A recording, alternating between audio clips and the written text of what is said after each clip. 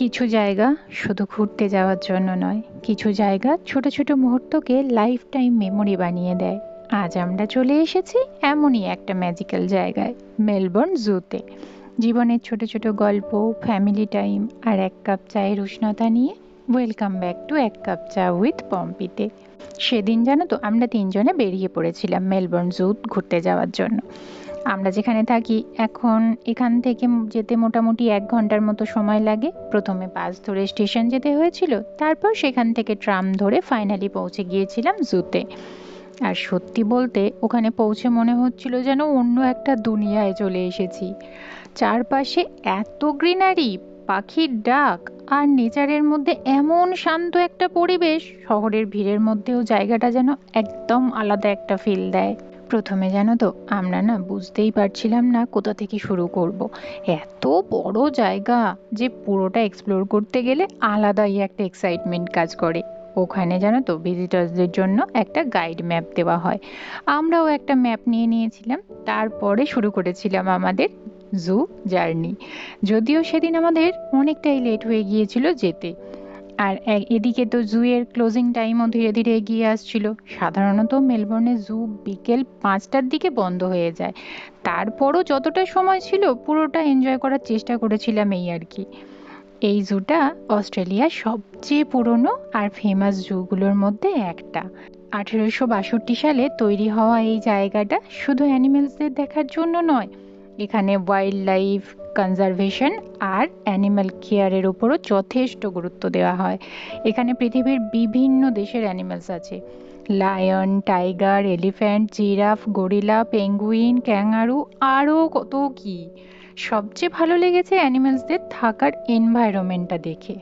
ওদের এনক্লোজারগুলো এমনভাবে বানানো হয়েছে যেন অ্যানিমেলসরা নিজেদের ন্যাচারাল হ্যাবিটেটের মতো ফিল করতে পারে। কোথাও বড় বড় গাছ, কোথাও ছোট ওয়াটারফল, আবার কোথাও জঙ্গলের মতো করে একদম সাজানো পথ। পুরো জায়গাটাই এত সুন্দরভাবে মেনটেন করা যে হাঁটতে হাঁটতেই যেন মনটা ভালো হয়ে যাচ্ছিল। আর অনেস্টলি মেয়ের এক্সাইটমেন্ট দেখাটাই ছিল পুরো ট্রিপের সবচেয়ে সুন্দর পার্ট আমাদের। কখনো ও দৌড়ে একটা অ্যানিমেল দেখতে যাচ্ছে, আবার কখনো দূর থেকে দাঁড়িয়ে কোয়াইটলি অবজার্ভ করছে। তবে আমার সব থেকে ফেভারিট জায়গা ছিল বাটারফ্লাই সেকশনটা। সত্যি বলছি গো, ওই জায়গাটায় ঢুকে মনে হচ্ছিল যেন বাটারফ্লাইদের একটা আলাদা ম্যাজিক্যাল পৃথিবীতে চলে এসেছি।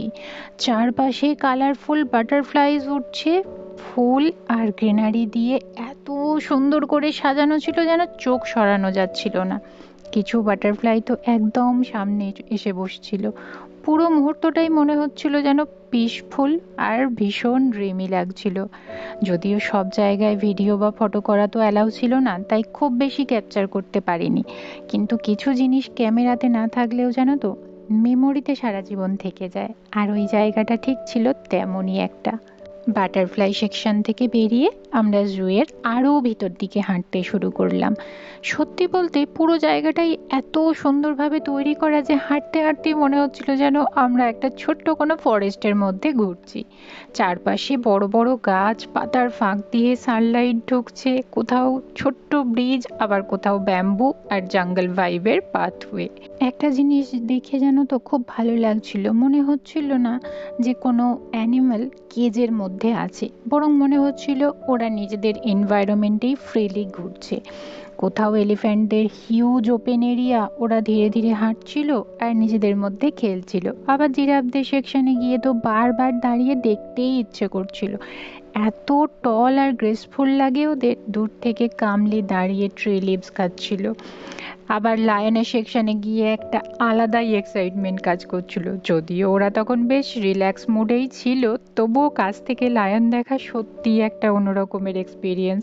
জানো তো পেঙ্গুইনদের এরিয়াটাও ভীষণ সুন্দর ছিল। ওদের ওই ছোট্ট ছোট্ট হাঁটা আর জলেতে ডাইভ দেওয়া দেখতে না সত্যি ভীষণ কিউট লাগছিল। আর টিভিতে বা ফটোতে যতটা কিউট লাগে, সামনে থেকে তো আরও বেশি অ্যাডোরেবল লাগে, তাই না? জুয়ের একটা জিনিস আমার খুব ভালো লেগেছে, এখানে শুধু অ্যানিমালসদের দেখানো হয় না, ওদের কেয়ার আর প্রোটেকশন নিয়েও অনেক ইনফরমেশন দেওয়া থাকে। অনেক জায়গাতে তো বোর্ডে লেখা ছিল কোন অ্যানিম্যাল কোথা থেকে এসেছে, ওদের লাইফস্টাইল কেমন, আর নেচারে ওদের ইম্পর্টেন্স কতটা। এতে বাচ্চারাও অনেক কিছু লার্ন করতে পারে।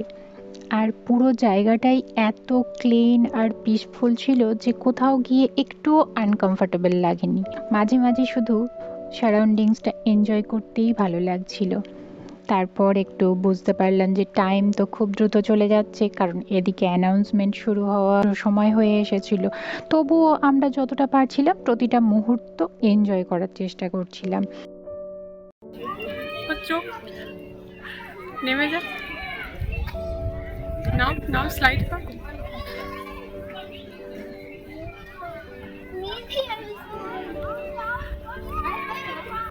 এরপর এসেছিল সবচেয়ে ভয়ঙ্কর পার্ট, রেপটাইল সেকশন।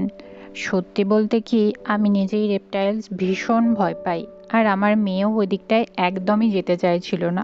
অনেকবার বোঝানোর পরে ঢুকতে রাজি হয়েছিল। তারপর আমরা ঢুকে পড়লাম সত্যি সত্যি রেপটাইল সেকশনে। আর সত্যি বলতে কি জানো তো, এই জায়গাটার ভাইবটা জুয়ের বাকি অংশ থেকে একদম আলাদা ছিল। লাইটিং একটু ডার্ক, চারপাশে একদম হোয়াইট পরিবেশ, আর গ্লাসের এনক্লোজারের ভিতরে একের পর এক ডিফারেন্ট রেপটাইলস। প্রথমে একটু ভয় লাগলেও ধীরে ধীরে কিন্তু কিউরিসিটিও কাজ করতে শুরু করেছিল। অস্ট্রেলিয়া তো এমনিতেই পৃথিবীর সবচেয়ে ইউনিক ওয়াইল্ড লাইফদের জন্য ফেমাস। এখানে এমন অনেক স্পেসিস আছে যেগুলো পৃথিবীর অন্য কোথাও খুব একটা দেখা যায় না। বিশেষ করে স্নেকস আর রেপটাইলসের জন্য অস্ট্রেলিয়া অনেক বেশি পরিচিত। পৃথিবীর সবচেয়ে ভেনোমাস স্নেকসের তালিকায় থাকা অনেক স্পিসিস এখানে পাওয়া যায়, যেমন eastern brown snake, tiger snake, taipan. এই নামগুলো তো আমরা অনেকেই শুনেছি। আর সামনে থেকে যখন ওদের দেখতে পাচ্ছিলাম তখন সত্যিই একটু গা শিউরে উঠছিল। কেউ একদম চুপচাপ কয়েল হয়ে বসে আছে, আবার কেউ ধীরে ধীরে নড়ছে। ওদের মুভমেন্টগুলো এত সাইলেন্ট যে আরও ক্রিপি লাগছিল।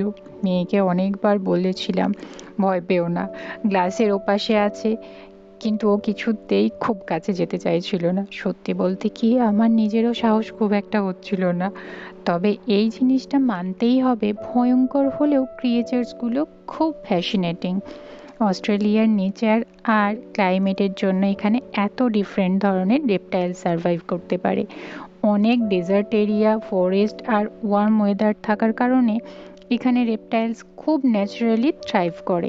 শুধু স্নেক না, এখানে জায়ান্ট লিজার্ড, ক্রোকোডাইল, টার্টল, এমন অনেক স্পেসিস আছে যেগুলো সামনে থেকে দেখলে সত্যিই অবাক লাগে।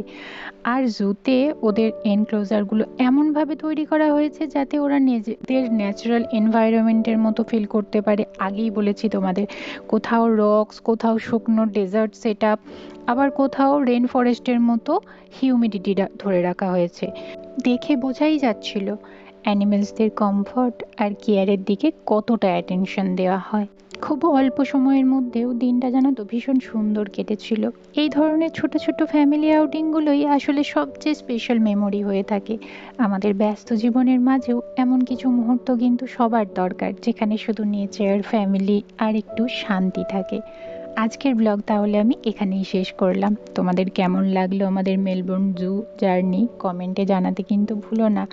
আর এমন ফ্যামিলি মোমেন্ট, সিম্পল লাইফস্টাইল আর ছোট ছোট হ্যাপিনেসের গল্প দেখতে চাইলে সাবস্ক্রাইব করে সঙ্গে থেকো এক কাপ চা উইথ পম্পির সঙ্গে। Until next blog, take care and stay happy.